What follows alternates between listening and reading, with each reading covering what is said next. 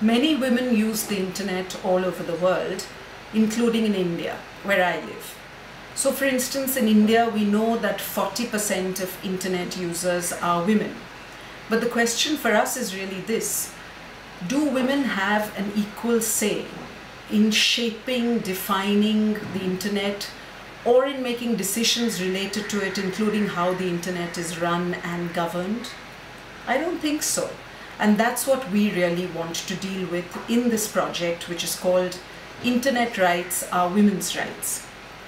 So we think of the internet as a democratic space, and one of the fundamentals of democracy is that all people should have a say in a democratic space, right? In creating it, shaping it, making it, running it, blah, blah, blah.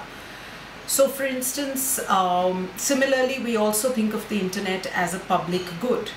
And there again, our belief is that if something is a public good and we are saying, advocating that all people should have access to this public good, then we need a wider diversity of people, regardless of their gender, their caste, their class, their race, their sexual orientation, to participate in defining this public good.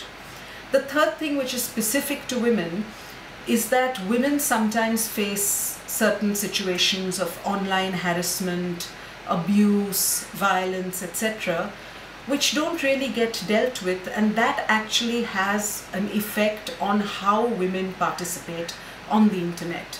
So we want to change all these things, and we want more women to be able to participate in shaping the internet and making it a more democratic and empowering space for everybody, including women. Our organization, Point of View, amplifies the voices and visions and points of view of women through media, art and culture, both online and offline.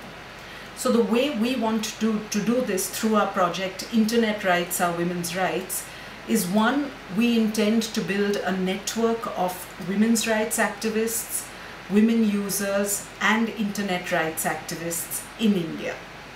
Secondly, we want to monitor certain violations of freedom of expression and speech in the Indian context and see how that has sort of a disinhibiting effect on women's use of the internet.